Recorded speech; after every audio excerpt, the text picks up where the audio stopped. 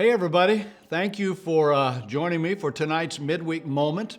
I'm looking forward to teaching tonight from John chapter 7. But before we get started, two things. One, make sure you share tonight's midweek. Hit the share button, get many people as you can plugged in. And then also I want to remind you that this Sunday, May the 8th, is Mother's Day. I hope you didn't forget that. It's Mother's Day. And here at New Life, we are going to celebrate and honor our mothers. We have a special gift for all of our ladies, so if you're looking for a place to attend, you and your family, join us here 9:15 or 11:15 this Sunday for Mother's Day. All right, let's get started. John chapter 7. We're going to pick up where we left off last week. We're going to jump into the 10th verse, John 7:10. But when his brothers had gone up to the feast, then he himself also went up, not publicly, but as if in secret. So the Jews were seeking him at the feast and were saying, "Where is he?" There was much grumbling among the crowds concerning him. Some were saying, "He's a good man." But others were saying, "No, on the contrary, he leads people astray." Yet no one was speaking openly of him for fear of the Jews. So we read here in these verses that Jesus didn't want to go to the feast with his disciples and his brothers. He didn't want to attract attention to himself. So he had them go up, and then probably about halfway through the feast, he decided to go up alone again so he wouldn't attract attention from the crowds. He found Jerusalem full of people, and among those people there were rumors that were circulating about him. He was coming under tremendous criticism. Jesus was being attacked by the religious leaders.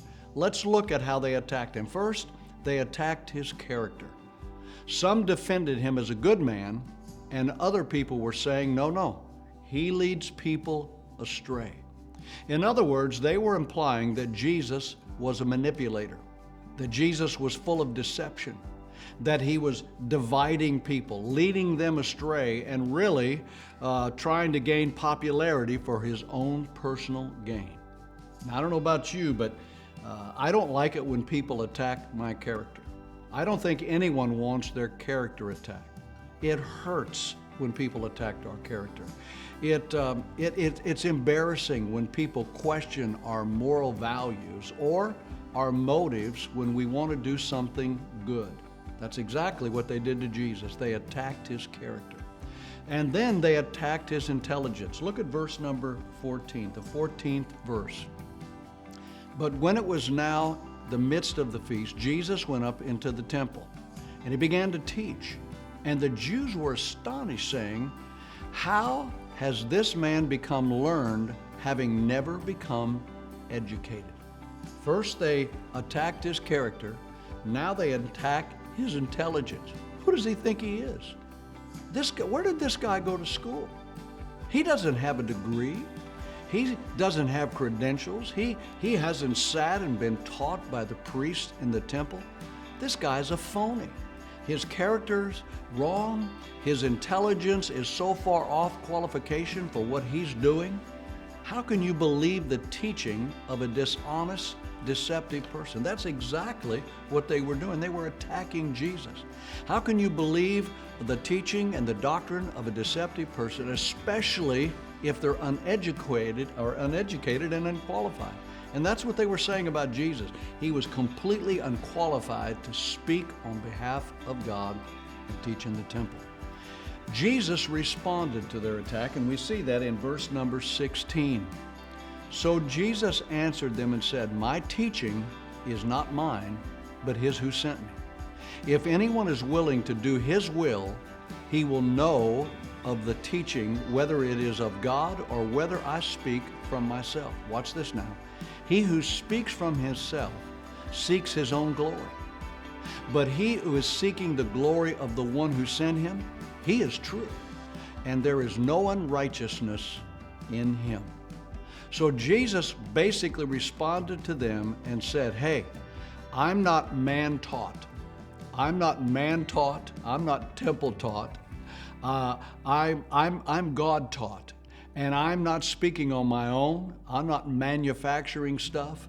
I am not making stuff up. I'm speaking on behalf of God, who is my Father. Remember, Jesus claimed all along that he was equal with God. He was the Son of God. And so he pushes back on their attacks and their accusation. And then he gets real with them. I mean, he puts the crosshairs on them. And here's what he said in the 19th verse. Watch this. Did not Moses give you the law, and yet none of you carries out the law? Why do you seek to kill me? Now remember, he's talking to religious leaders, and they did their best to keep the law. And Jesus basically put the law back on them. He was alluding to the debate that he had with the Jews during his first visit to Jerusalem when he had healed the man on the Sabbath. We talked about that earlier, several weeks ago. And after he healed the man on the Sabbath, he claimed equality with God. And the religious leaders at that time wanted to kill him because they said he was A, breaking the Sabbath by healing someone on the Sabbath, and that he was blaspheming by claiming to be equal with God. And so Jesus is challenging these leaders. And here's what he's saying. You leaders broke the law and violated the Sabbath every time you circumcise a young boy on the Sabbath day. That's work. And now, on top of that, you want to murder me because you think I'm a heretic. And the fact that you want to murder me, you're violating the sixth commandment, thou shalt not murder. So Jesus threw the law back up to them and said, hey, you're accusing me of breaking the law? You're breaking the law. Here's some great advice that Jesus gave in the 24th verse. If you want to drop down, take a look at it. He said, do not judge according to appearance, but judge with righteous judgment. Man, that's some good advice. They were judging him. They were attacking him. They were judging and questioning his motives and his character and his intelligence. That's what self-righteous judgment does. Self-righteous judgment is when we point out things in other people's lives and then we ignore problems in our own life. Remember when Jesus said you need to get the toothpick or you get the beam out of your eye before you get the toothpick out of somebody else's eye? These guys were professionals at being self-righteous religious people. And we have to be careful about that. We must stop judging people on self-righteous motives. We must stop comparing people to ourselves. If we want to have righteous judgment, and there's a place for righteous judgment, if we want to have righteous judgment, then we have to get our values straight.